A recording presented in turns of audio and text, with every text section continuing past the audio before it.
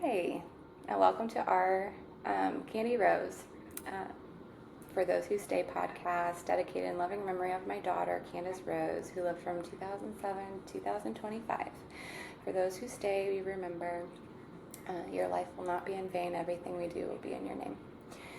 So, hi, Mike. Welcome to our Candy Rose podcast. And I'm so happy to have you on here today to kind of like tell your story. And this is, a grief podcast, and I know you have a lot of experience, unfortunately, with that. So, happy to have you. Happy to see you. You and Jen Thank are you. really close to my heart. You guys have always been my right hand man and woman at work, and then even in professional life, you guys are always there for me. Like, helped me move at one point, helped me with the Our Candy Rose event.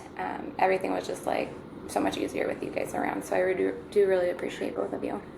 So, Mike, go Thank ahead you. and introduce yourself or tell us a little bit about yourself. Hi, well, my name is Mike. I also go by Zero. I'm a poet, podcaster, storyteller. I met Dina a couple years ago whenever she came down to the GI unit in VA.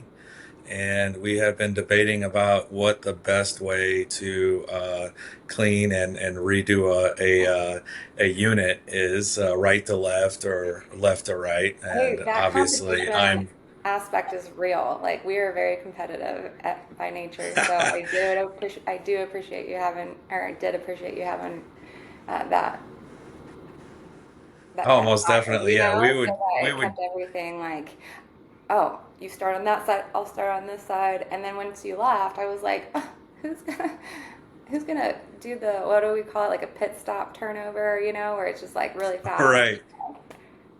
thorough, Yeah, we were able to get those great, done yeah, really fast.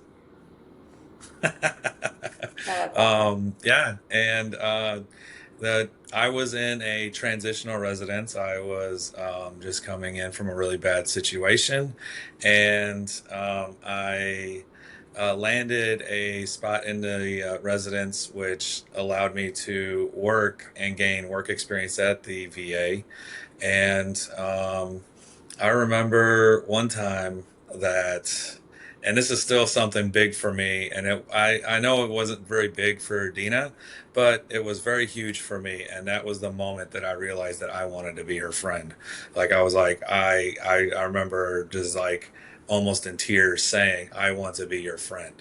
And it was when I was starving in the transitional residence. Me and my the other people in there were kind of starving. There was a big lapse between when they gave me money to go shopping and then when I was able to actually get my first kind of paycheck. And um, we had there was a food drive or a food handout across the street, but since we were a federal program, we weren't allowed to have any of that food because it was all expired. And so so the guys and I were just watching people eat, right outside our windows, and we weren't able to partake in that. And I remember she was a charge nurse that week, and if anybody knows about charge nurses, they're very busy all day. And she actually just paused everything she was doing and just did some research for us for actual food services that would help us out. And she found the VA actually hands out food, and she gave us the information. And as a result of that, myself and five other people were no longer starving. So it was a very heartfelt moment for me when I realized that I wasn't going to have to starve for another month before um, I was going to be able to get my paycheck to buy any kind of food that I needed. And the So fact that you and again, those other guys were willing to start this program and were so motivated to stay in that program, regardless of if you're eating or not, just speaks volumes on you guys. It really does. And the vulnerability that you had to say that, oh, I only get this much, but I won't get it. Yeah, like you said, there was a lapse in funding, even after being put in that program. So, like, of course, I'm like, oh my gosh, like, thank you so much for telling me, because that's all I need to know. Like, and then that, again, fire, like, I don't just work for Yeah. VA. I'm a veteran myself. You're a veteran. Like, that's the whole purpose behind all of this is like, regardless, you're human, and even if it had to come out of my own pocket, right? And that's kind of like how we feel about our friends and family, and that's how we connected so strongly on our values and everything like that. So thank you so much for kind of using that. I needed a little bit of kudos today, so you're always a leader, so thank you. But yeah, those are not things that I typically will say, oh yeah, and I did this today. Like, no, like, I what else, can I do? What else can I do? Like, for people, like, please tell me, like, if there's something else that I could be doing. Like, I just think it's unfair that in healthcare, like, you Yeah. know, you just kind of like put the Yeah. blinders on and you're only in your own little world. Like, oh, I'm in the GI lab. I'm just going to worry about GI stuff. Like, no, like, everything is important. You went back to school, you did all this stuff all on your own. I'm just so proud of you. Proud of you. So, Thank you. okay, let's go ahead Yeah. and dive deep into this. Um, Yeah. so sometimes it feels like grief, it's already written. Like, we're just characters inside a story we didn't ask to be a part of, Like, grief especially feels that way for me. But what if even inside that story we still hold the pen? What if we have a little bit of control over that? Who knows, right? Today's episode is about choice, about the decision, sometimes small, sometimes monumental, to keep creating, to keep showing up, to keep telling the story of our lives, even when it hurts. So, Mike, go ahead and like give your spin on that. Okay. Well, I just want to say that I truly believe that telling stories of those that have passed, of those loved ones that are no longer with us, is one of the oldest acts of living after loss. So, it is one of the oldest acts of surviving a loss of a loved one. Um, I also believe that it's a way of carrying our loved ones with us and sharing them with people who come into our lives after. And it helps create traditions in honor of them. Um, just like last night, we celebrated my brother's birthday. He passed away in 2020 from a overdose of fentanyl. And last night, we actually had the ceremony where we had dinner. We watched John Wick 4 with him, with his, this is the first time he came to my house because my mom had gotten a urn and gotten two small urns so that when my brother is buried next month, that both my mom and I are going to have some of him with us that we're actually going to eventually make and put into some type of jewelry that we will wear. Um, so like, but last night was great. Like we sat there, before we started the movie, we had dinner in front of us, and we talked about our favorite stories of him, and we celebrated him. It wasn't a quiet dinner. Like I also celebrate, not really celebrate, but I honor them on the day that they died. Well, you're celebrating So their life by keeping their life um, valid and alive. With talking about them through whether or not it's just intimate settings like you do, which is so special for them, or even I don't know if you can see. No, there's Candace, a little bit of her. aw, The rest of her is at home. But yeah, in my podcast, I always make sure that she's like somewhere. My that's camera's amazing. turning around, so I'm trying to point, but I have like not good at directions. Female problem.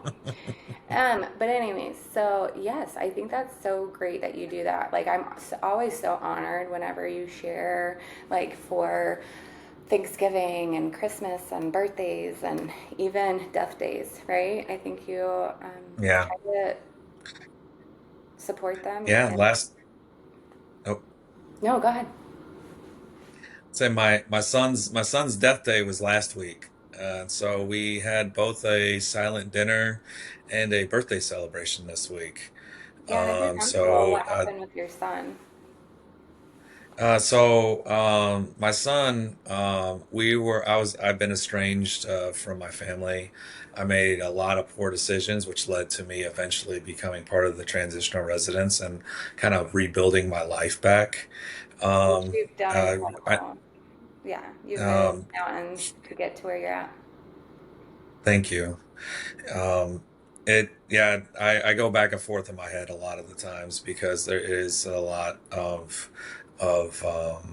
regrets. I had made decisions and that took me away from my family for a very long time. And I never got a chance to reconcile with my son before he passed. But one night he was crossing the street and he got struck by an SUV, and he was DOA. Um, How old was he? If you whenever don't mind me the he asking. was he was 22 when he 22. passed away. Yeah, and Um, I said it a little bit on my podcast last week, I think, but I, I had a fellow veteran whose son was hit by a semi truck, like here in Kansas City, and he was 16 or 17, and she was the same age as me. So we both, kind of felt like um, that, when you have a child, like when you're 20, that's kind of like your whole adult life. That's all you really know yeah, is having that child there, whether estranged or not. Like that person is a part of you, like, and so my heart just breaks. Like, it's always been sad, right? But until you yeah, experience it, then it's like, as soon as I hear it, because she had like a necklace with some of her son's ashes in it, and in the GI lab, we asked all metal and jewelry to come off. And as soon as I saw yeah, it, I was like, I'm not going to be the one that asks you to take that off, please. We'll figure it out, kind of thing. Like, if we right. have to, we'll figure it out later, but I'm not going to, like, like, and I just almost started crying. And I'm like, I am the most professional person, I promise. Like, I'm so sorry, but like, ah. Yeah, And then, you know, so yeah, I just think that's really special that you guys are gonna find some type of jewelry or whatever it may be to honor them that way as well. But I thought of you whenever she told me that story. I was like, oh my gosh, Mike. Like, yeah. It was I'll get into that. I have a poem that I want to share yeah, a please, little bit whenever you're later. ready. And it goes through some of my emotions, not all of them, but I read it from my therapist at one point in time. And what I'm going to do this time when I read it is I'm going to try to not disassociate from the poem as I read it, and Yeah. that's going to be pretty difficult for me to maintain that because my upbringing has taught me to disassociate with things that I can't control. So, Yeah, you um, gotta break those habits, right? Of like just putting on the ex- game face and like getting through life like with grit. Like, I think that's really hard for some of us that are kind of built that way, whether or not we were born that way, you know, product of our environment, yeah, or even, choosing to be that way for protective reasons, self protecting reasons. So I totally get it. exactly.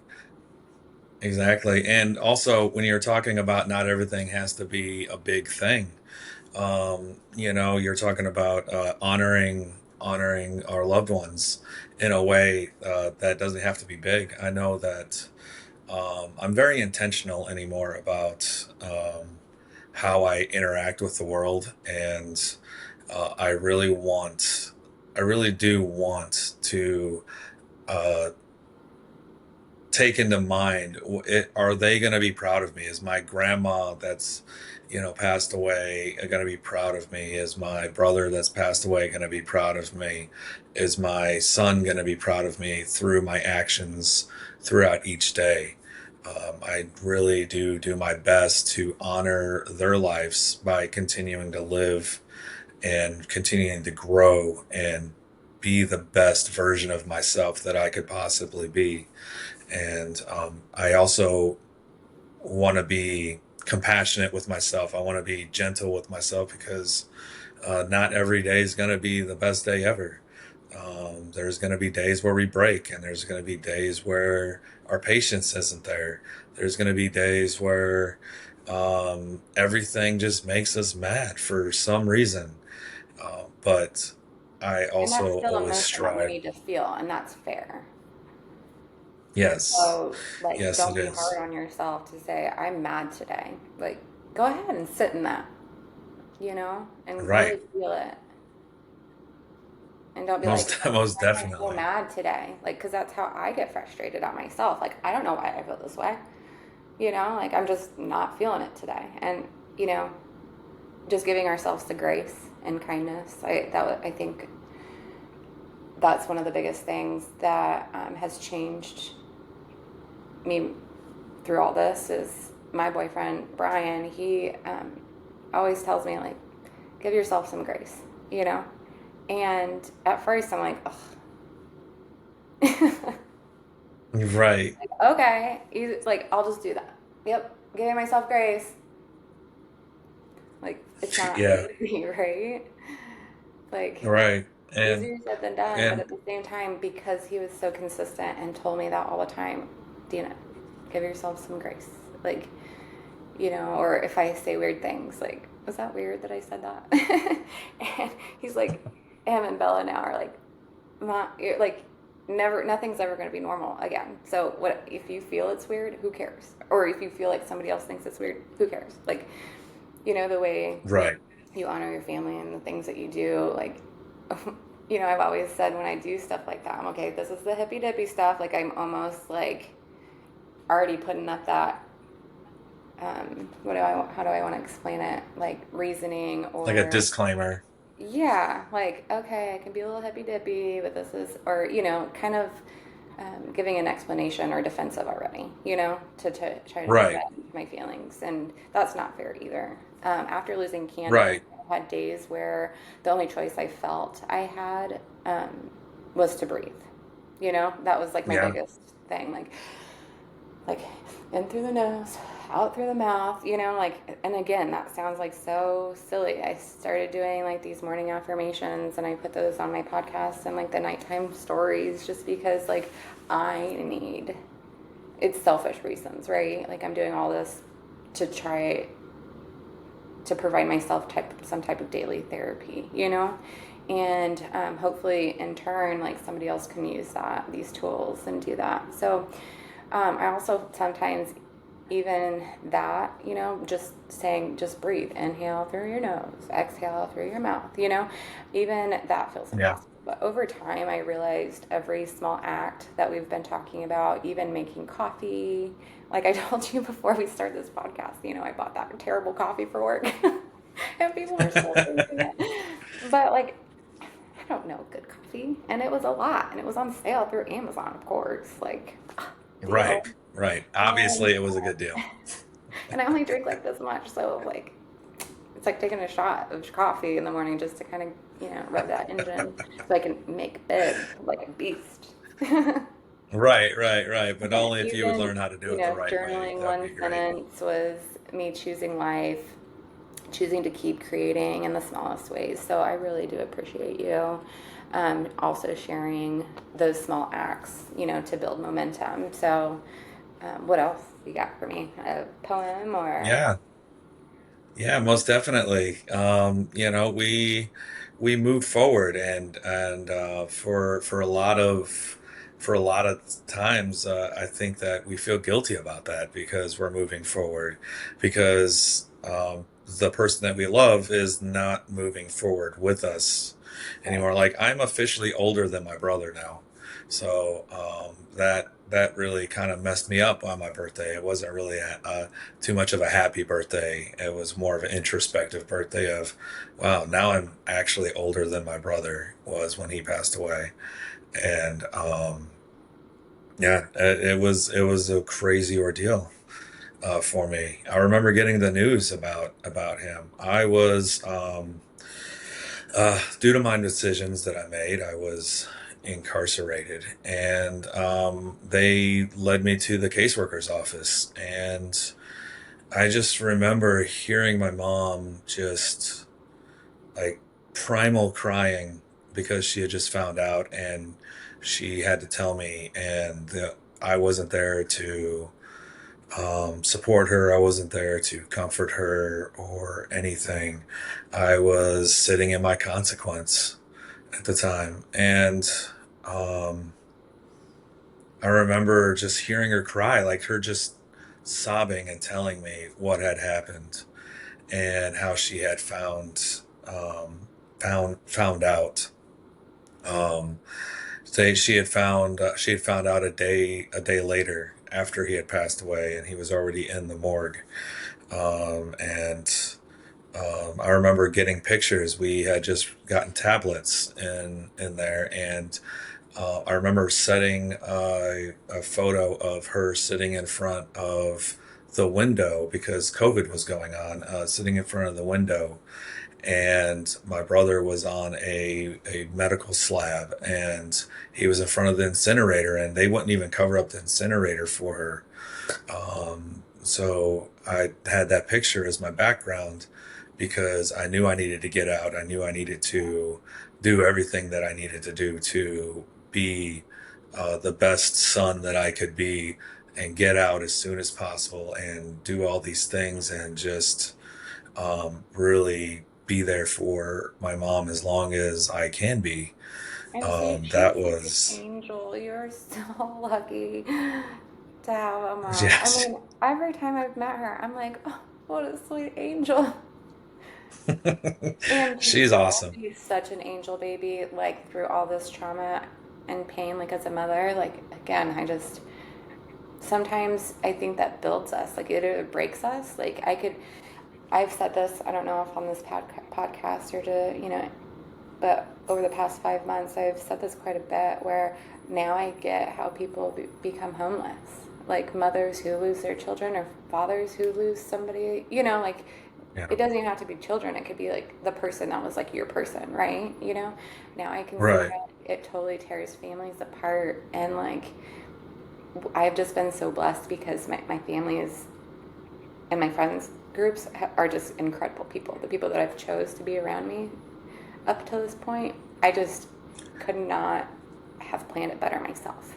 Like to have I that was support. so in awe of your family. Like your family, when I found out that everybody had shown up and you were just enveloped in all this love and support.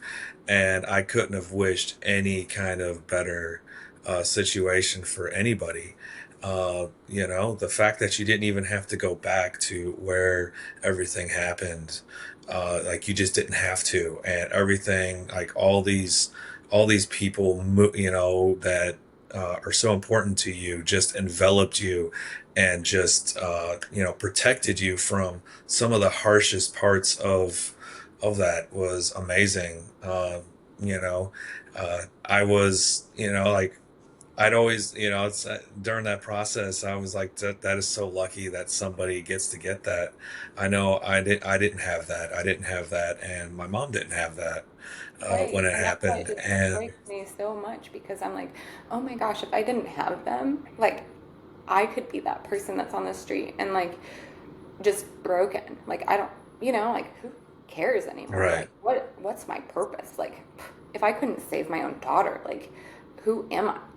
Like if I right. couldn't protect her, then And that what and worth that's am why I I? wanted you to talk to my mom too. I Yeah, really wanted my mom to talk to you because she has that same guilt, the same guilt because it was the same type of end that had happened with my brother, and she still she still thinks about it, about what else she could have done. And I have to be the one to tell her, Mom, and I'll tell you, there's nothing else you could have done. You've given them both of you gave them like the the most loving situation that they could have been in. I was actually, when he told me about your parenting style and everything, I was in awe of it. I was like, that makes Well, I so would much always come sense. in so frustrated. I'm like, she's not listening. She's not doing the bare Right. minimum, you know, and like, but you are always at your, to hear my frustrations and as an outlet. I almost felt like I was coming to work, like respite care, I'm like coming in like to get a break just from like the chaos at home and then I would come in and I would sit on your couch. Like in the locker room area. I'm like, Yeah. The okay, I need some therapy therapy. session was Put my in. feet up, like. That's So awesome. Yeah, I mean, there was a couple people that I was really fortunate to be able to talk to, and it made me feel like validated as a person. That people would come and talk to me and even vent, and that I was able to do something for somebody when I felt like I had nothing to give. I was still deep in my mental illness. I have bipolar, borderline personality disorder, severe anxiety, and severe depression, and all of that goes into everything. I have also body dysmorphia. Like I really don't and also my upbringing is all there's a lot about my upbringing. I had a racist fathers that I'm 50% Native American Mexican and 50% Caucasian, and both sides pick the other side to hate about me on the father figures. And if you use kid logic, right, and what you tell kids a lot of times is, well, what's the common denominator? yeah, And for me, I was in two different living areas, and I was the common denominator. So the problem was obviously me in my kid thinking. So to be able to help people, and people actually want to talk to me, that really kind of validated, made me feel a little bit validated as a person. It was like a very precious thing that I had that I'm I gonna tell didn't you, understand like what to do with. you literally left a lasting legacy, like at work. Literally, um, you set the bar so high that everyone else that comes in, yeah, they're great, like. But remember Mike? I know, Mike's so great, right? Like, oh my gosh, we need it. I wish Mike was still working with us. Like, why couldn't we keep him to stay? Like, but what you went off and did afterwards, we're just all, obviously that we want to keep you for selfish reasons. But Right. everyone's always like, or whenever you stop by, Mike was here. Did you get to see Mike? Like, Oh, oh, I didn't that's get to see awesome. Mike. Yeah, I was in a procedure or something. Like, oh, we're all like, yeah, but I got to see Mike. Or it's just really cute. So That's I just want awesome. to let you know we all Thank like you. are jealous of each other, and it's like, oh, did you get to see Mike? Yeah. So I just want to let you know. That's amazing. Yeah. That's amazing. Oh, this is the also for me the part where I'm gonna talk about a little bit more about myself. Okay. I am a suicide survivor 6 times over. I was very suicidal before I got the news about my brother, and I was going to do something really irreversible and stupid, and in order to, at the very least, stay where I was, because I felt like I had wasted my life. It was over. Everything was over. I was in this area. I knew how to survive in it very well. My abuse growing up and my psychoses led me to being able to be in that environment very well. I was able to survive very well. Um, and afterwards, I was so mad at my brother. Like I know I remember you expressed that you were mad at Candace, and that's okay, to be mad, angry, and filled with rage. There's a rage because it's unfair. It was very unfair what had happened. And for me, the unfairness was that I had to choose to live. And I was not, I was, before that moment, I had not chosen to live. I was not, I didn't see myself, I didn't plan for the future because there was no future for me. There's no future for someone like me. That was my thought process. Um, so once I chose to live, my poetry got pretty dark, because I needed an outlet to express my darker feelings, my of my inadequacy as a human being. I've always felt lower than a human being. People have said to me before, "Don't put me on a pedestal," and I know that, and I tell them, and my retort to a lot of people is, I don't put people on a pedestal. I am just in a hole in the ground, and that's where everyone else is level, and I'm not there. That's where a lot of my mental health struggles come from, is a lot of that's been kind of stitched into me as a person. But since then, I cook, right? Yeah, you do. And That's the right. things that I do for the people I care about. I cook. I do poetry. I think cooking and poetry are two different forms of love, and I listen. I think love means listening too. So I listen to Yeah. people, So let me and just, I'm gonna, yeah. So saying that, I just immediately went back to when we were working together, and um, you started getting food from the VA food pantry thing, and I mean, I don't like to eat at work. I never have, but by the mm, end of the day, I'm like hangry. yeah, And you're like, oh, I brought this extra smoothie. And I was like, oh, you yeah, did? Oh, okay, thank you.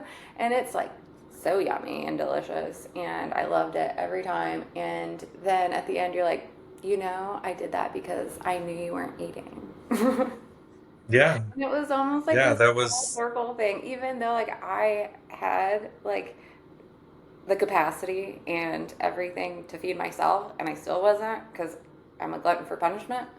But you're like, I hear you and I see you, and I'm gonna fix it, whether you like it or not. right, Like, right. oh.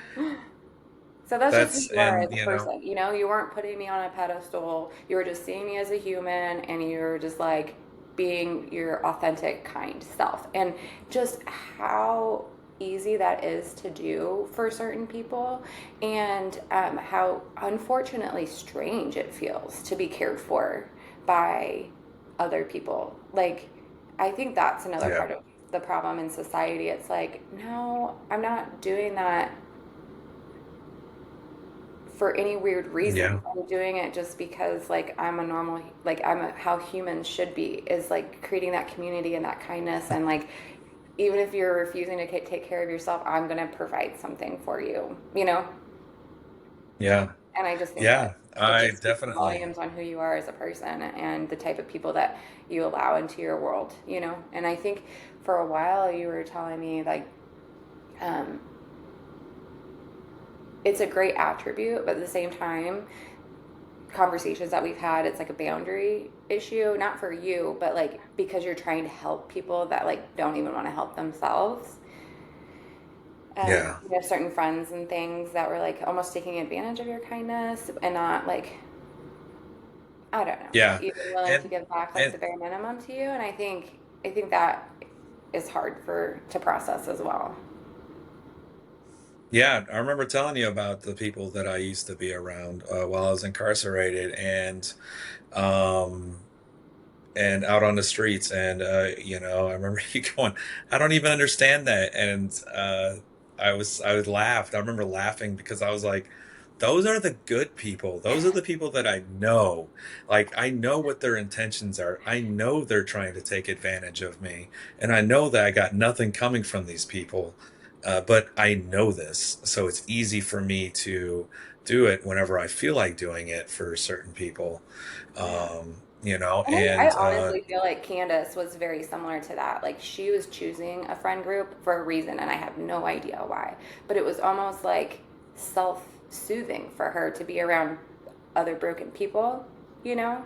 yes, But yes, she would always say, I I'm get that. trying to help them. And I said, Candace, you have to help yourself. Like they're, like, hello, McFly or Right, whatever.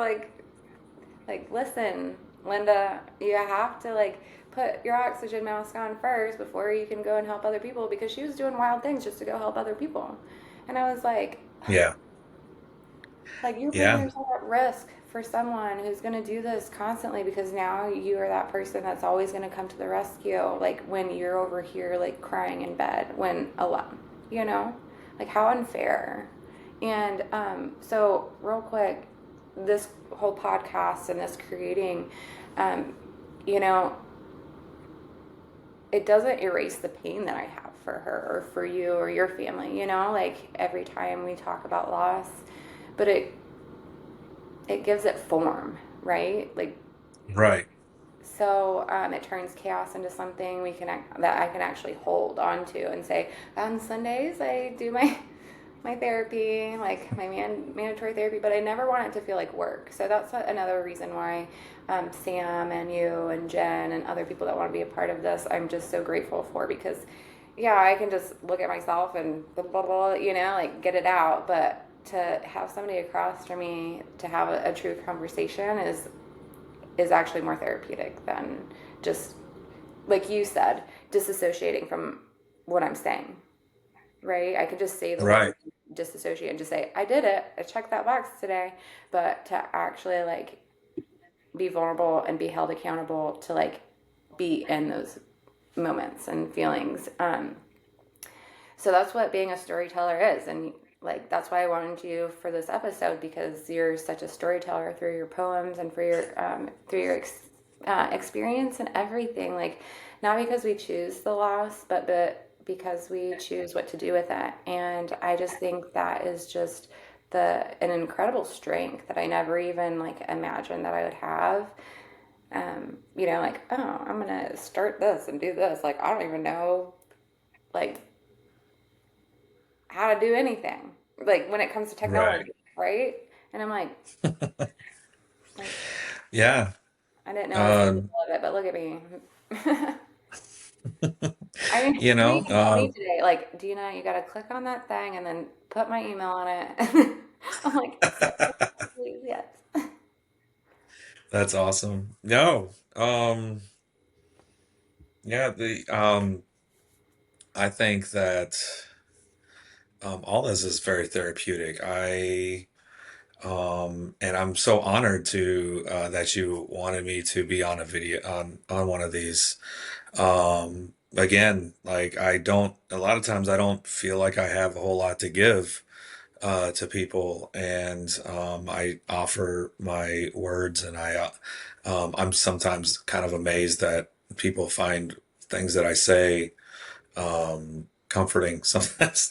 But it would like with your daughter, like I was the same way. I think I had told you, like she reminds me of me when I was that age.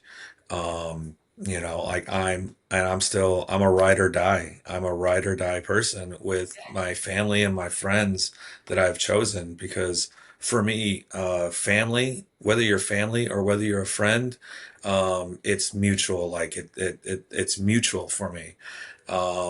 We may be related, but I may not call you family. Like, I don't think you're family, Right. because it's not a mutual ordeal. But the chosen family, my chosen friends, which generally wind up being family to me anyway. Like I show my love and I show my loyalty, and because I am honored to that people actually want me to be part of their lives in any kind of capacity, and like that is to me that is a gift to be cherished, and that's what I do. I cherish the gift of somebody saying, "Hey, I want to be your friend," and I am like, "Okay, here we go. I'm gonna show you. I'm gonna show you what a friend I Don't can freak be." out. And But I'm gonna because, be your best friend ever.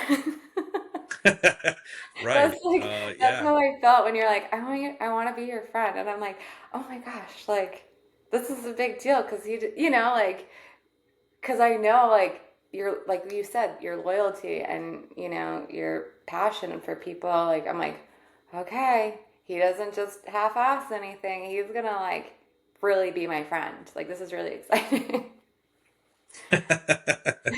But it's like, whoa, whoa, whoa. yeah, Like I have a hard time receiving sometimes, you know, but right. don't take And that it. was I think that was the first time I'd actually even said that to anybody. It was Yeah, like, I mean, when you're kids, you just kind of like become friends, and everything like that. And in my adult life, I was in the military, and so institutionalization. So basically, you're in there with your unit, and your unit, you become friends and family, kind of without you work really hard even and you play having to. harder together. Exactly. And so, and then I was incarcerated. And so, and then there you don't really have friends. I was fortunate enough to be sincere enough when I was actually starting my therapy and starting to actually claw my way out of the mindset that I had, that I met a few people along the way that I'm actually friends with right now that are on this side of the wall. And so amazing, so amazing, to have even found anybody. But even then, I didn't say, "Hey, I want to be your friend." And I think you and Spencer are the only two that I've actually ever said, "I want to be your friend." And I love you both like a family. You guys are amazing people, and you guys have shown me. Both of you have shown me how to be a better person than even I thought I could be. And like just shown the way just by like, like, well, she didn't even understand the basics of where I was. Maybe I should just try to not understand. Maybe I should drop that understanding a little bit and just move away from that. Maybe move away from friends that are like that, because I have just now discovered there are people that don't understand this behavior, and I've grown up with this, and I lived with this, and I've survived this my whole entire time, and there are people that don't even understand that. Right. That's insane to We're me. completely naive. You Like, know, yeah. So like I've always Um, for me, I think my friends have always become family to me because I choose them to be in my lives, to my life. And um,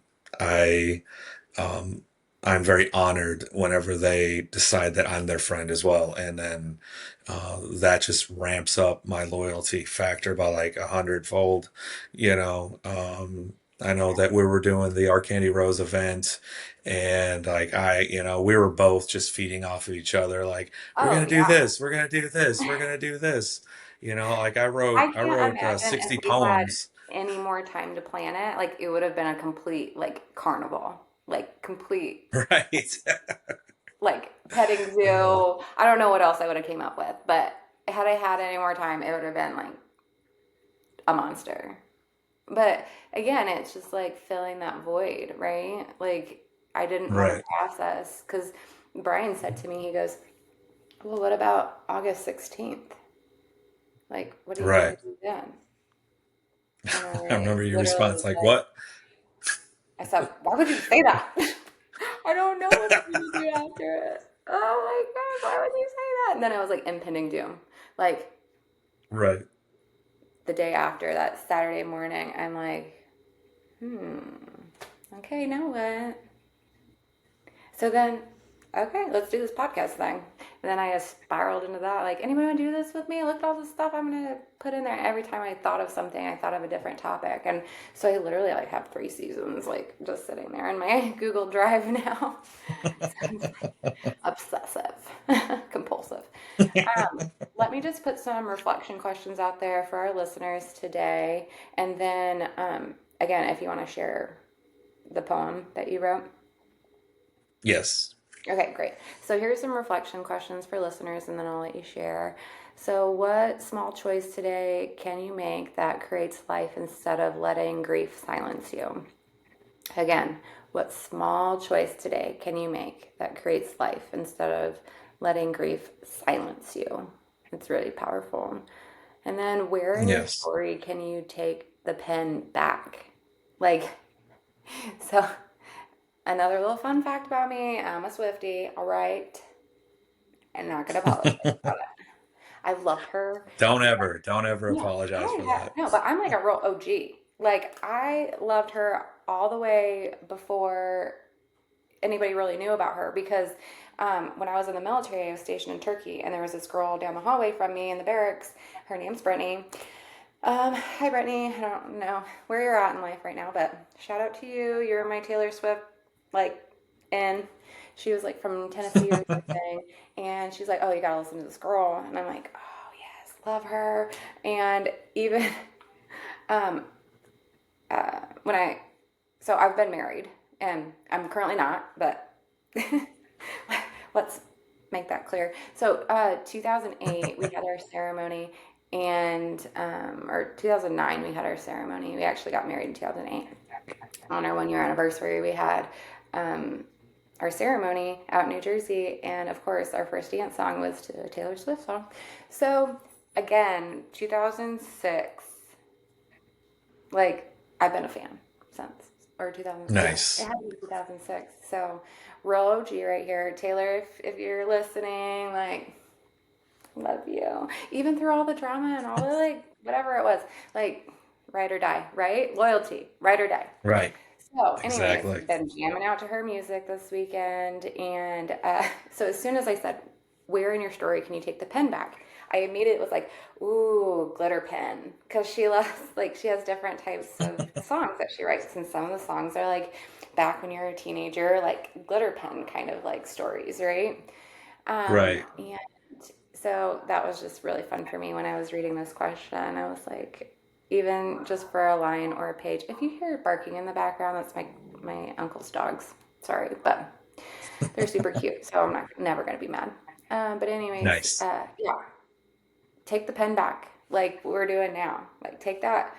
So for me, it'll be a glitter pen because that's just how I'm gonna process life now. Like I'm just gonna be the girliest girl ever and just be like, what are you talking about? Glitter pen. Like just writing our stories in what we call Dina's La La Land.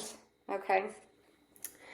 Um, again, whether that's healthy or not, I don't know. But it's working for now, I think. Or And I'm whatever just works delusional. sometimes, right? If it's Combination not of hurting both. anybody else and it's not hurting you, whatever works, right?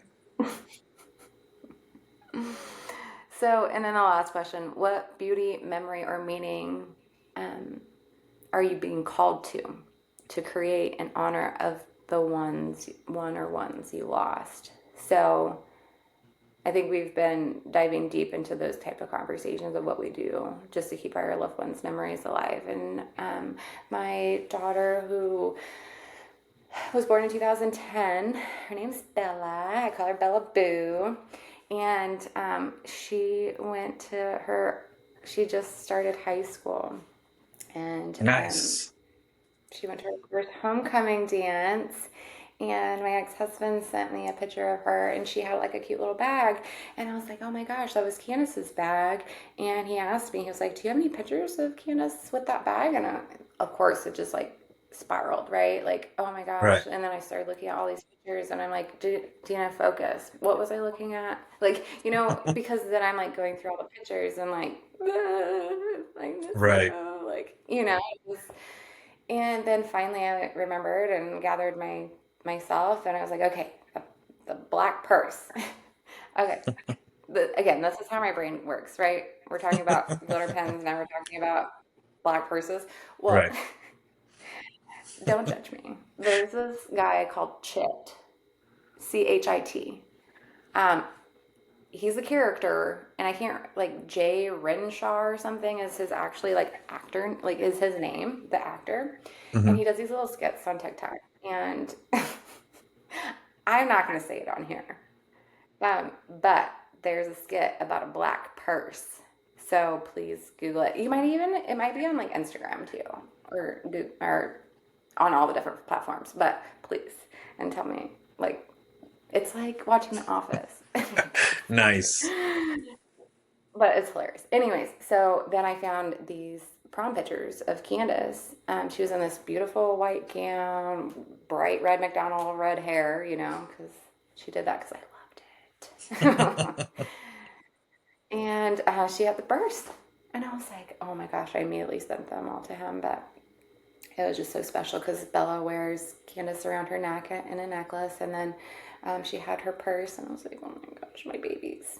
Yeah. But she's just doing so incredibly well. And I'm just so proud of her. And I know she's proud of herself. And she just, through all of this, she knows, like,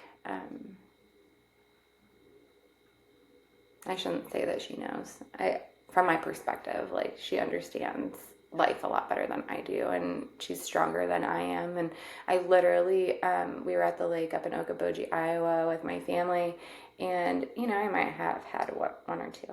At some point, I'm like grieving, right? Grieving, crying, and I have her on my lap, like she's like 5 inches taller than me. And I had her cradled in my lap and just started rocking her. And my Oh, sweet baby girl, she let me do it. And then once I like snapped out and was like, oh my gosh, you're so kind for letting me do this to you, rocking her like a little baby, like, yeah. never grow up, love you, Oh, just, and then yeah, let her out of my grip. And I was like, I'm kind of crazy. She's like, I know, but you're trying so hard. And I was like, thank you that's awesome. for acknowledging me and letting me like pull her into like just regression, just Yeah. part of the process, right? Yeah. My when we Here we transferred go. my brother's ashes to the new urn afterwards, like both me and mom were just shaking, like our hands were just shaking. It was such an emotional moment, and like she just crushed me in this bear hug, and I was hugging her back, and we just had this moment together, where we just held on for dear life. Yes. No, I'm so sorry. I hear you. But that is such an emotional memory that you have now with her. Yeah. You're ruining the moment, dogs. I love you though. Okay. Um, but yes, just being able to embrace somebody and just be there for them. And I think that you guys just have such a special bond. And I think that's so incredible. I'm so, like, I have so much joy whenever I get to experience that through you and your mom. So thank you for that. But let's go ahead and listen to your masterpieces, one of your Okay. masterpieces. Can you still hear me? It says that my connection's not stable. Okay. I can hear you. So here's this poem is about the night that I found out that my son had passed away. It's called Scribbles on a Notepad.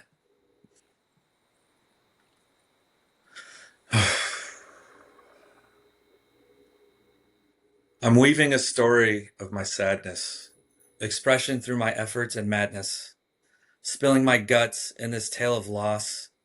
I measure each word for the weight that I toss.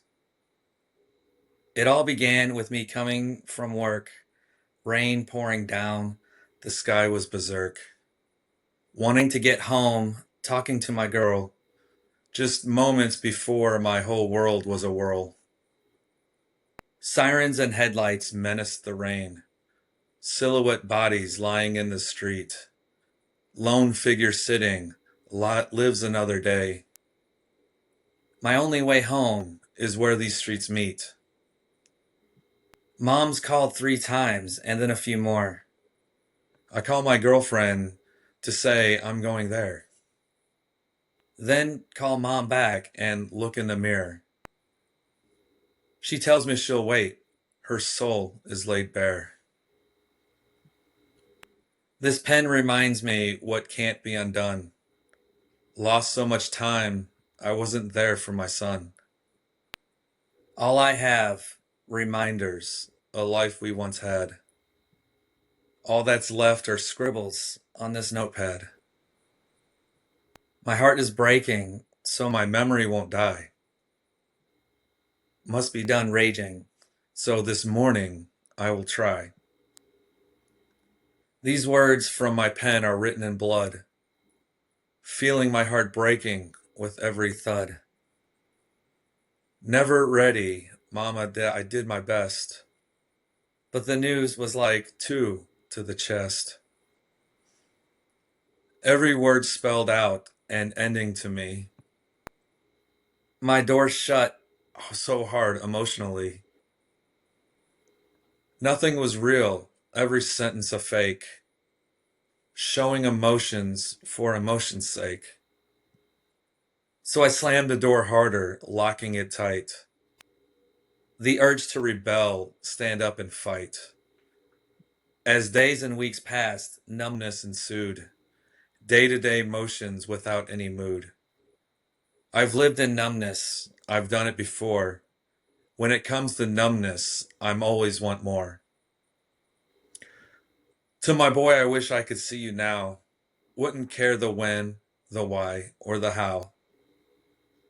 I depart with a few good memories, cherished enough to bring me to my knees. This pain, it reminds me what can't be undone. Lost so much time, I wasn't there for my son. All I have is reminders, a life we once had. All that's left are scribbles on this notepad. My heart breaking so his memory won't die. Must be done raging, so this morning I'll try. These words from my pen are written in blood, feeling my heart break with every thud. I see my baby first learning to crawl. I see your wonder at seeing it all. I recall starting the first night I held you, thinking I'd dropped you and what I would do. My friends protected like you were their son. Each smile infectious, their hearts you had won. Daredevil, you showed us no fear. Each moment with you, I'll forever hold dear. I choose to create, and you can too.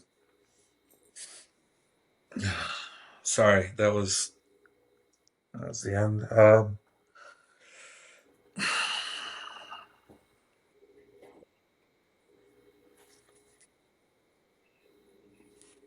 That's awesome. It's incredible that you can say that out loud too. Like, oh my gosh, it's very powerful. Thank you. Especially at the end. Oh my God. Yeah, Like when you gave that visual of like a baby, like and having that memory and the infectious smile and just it's so relatable. thank you. I mean, thank you for sharing. That was incredible. Yeah, And like the I two did shots too. to the chest. Oh my gosh, um, I felt that. Thank you for giving me that opportunity Just to share that and to just let myself feel it too, because I didn't the first time I read it to my therapist. yeah.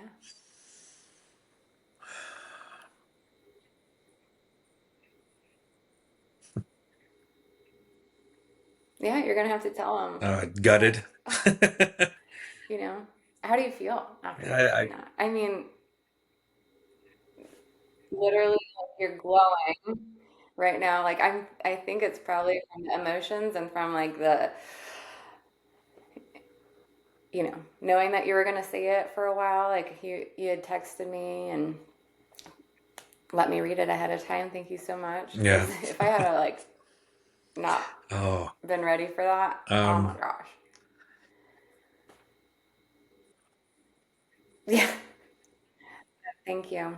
Uh, Anything else you'd like to share today with us and our Candy okay. Rose Yeah. I just friends? close We could always with, pick something up in another episode if you're up for it. okay. I just want to say Once you have that something you're like, I need to I choose to yeah, create, go ahead. and you can too. I can spot all the imperfections in my poem that I just read, but it's mine, and it helps me to remember what is important in life. And I just want to say that sometimes that's enough.